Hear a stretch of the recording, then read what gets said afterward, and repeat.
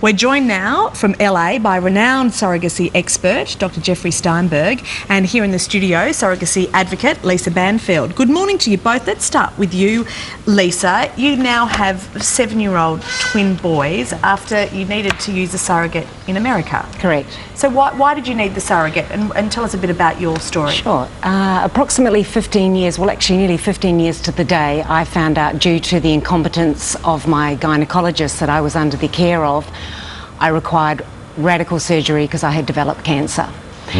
It was the type of cancer that meant I could never ever carry a child. I still had the genetic material, I still was able to contribute to the genetics of a child, but I lost the ability to carry. And adoption, we found out, was a long-winded episode or a long-winded journey. Fostering was a short-term remedy, and because my husband and I had the genetic material, all we really needed was somebody to carry it for us. My family and friends tried through a non-commercial arrangement. That failed, and we found out that with an extensive history of success in the States, commercial surrogacy worked well in America and has been so for 32 years. And so we gave that option a go. And so it was your fertilised ovum that was implanted into another woman, is Correct. that right? Our genetic material, my husband John and my eggs were implanted into another woman who was matched with us through an American surrogacy arrangement. Gotcha. You fought the Australian government 9 years ago who were attempting to ban you from taking your eggs overseas, essentially, and you successfully had that overturned. But these new laws would see you unable to do that, would repeal that old law, yeah? It's medieval, it's ludicrous. Politicians from the last Labor government put this law in place. It's banned any New South Wales couple of being able to do what we did, John and I, take our own genetic material overseas with a win-win relationship with a consenting adult and effectively fulfill our dream of becoming parents. Is it only in situations where you are seeking to pay someone to do it that the ban applies? I mean, if someone wants to do it for free overseas, you know, just out of the goodness of their heart, that's not banned, is it? That's not banned, but where are you going to find that? Someone going to fall out of a tree and do that for you?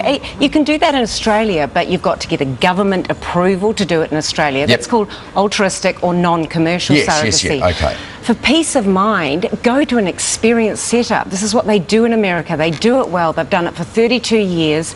They screen the surrogate chooses you. You can choose to have an ongoing loving relationship with that surrogate.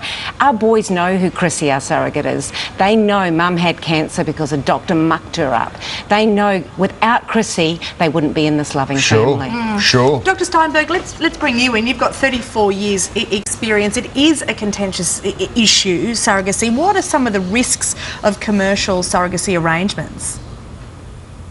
Well, the risks are generally very limited, depending upon, of course, which country you're going to. We all have laws in place intended to protect all involved. And again, while I think legislators are largely well-intentioned, in Australia they have sorely missed the mark on the restrictions that they've put in place. They've taken fine women and men interested in having children of their own and essentially criminalized them. Right. So what happens is we've recognized the fact that there's potentials for problems with surrogacy, and in centers like our own, we bring everything in-house. We have the surrogates available, we have the attorneys, a team of attorneys dealing with different laws and international laws. We try to do everything just right and minimize the risks, which are really almost non-existent at this point. Look, you do have a very well set up arrangement in America. However, places like India that are just starting with these arrangements. I travelled to India with a family who had a surrogate over there and now have twins.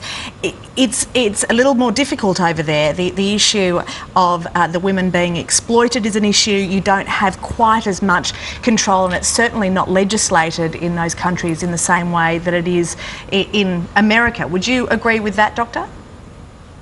Yes, I would agree with that. And again, you know, if legislators are looking for something to do, let them look at situations such as those that you've just described. Look at India, look at places where there are problems, and perhaps prohibit it there or put some regulations in there. But to do a serial ban on all efforts in all parts of the world takes, again, some of your finest citizens and criminalizes them. But then that, I suppose, it makes it incumbent upon governments to come up with some kind of international standard then, doesn't it? Some kind of, you know, surrogacy treaty.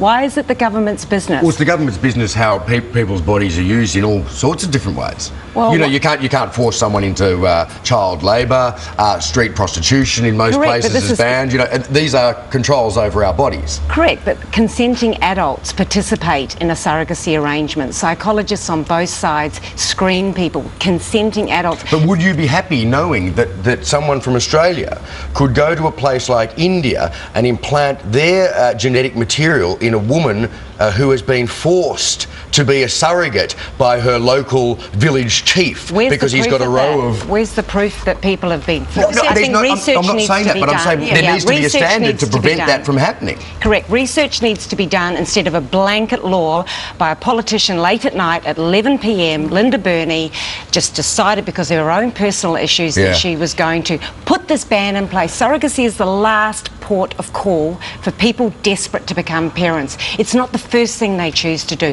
Why demonise? Why make these people who are desperate to be parents suffer more? This is their last. They don't do this willingly. And you're absolutely right. It is such a complicated issue. A blanket ban is the problem in so many cases, as is yours. It was between consenting adults. And it has been for years. There are many I think cases as long as where that's that is the not case, you know. As long as that's the case, that's fine. No problem.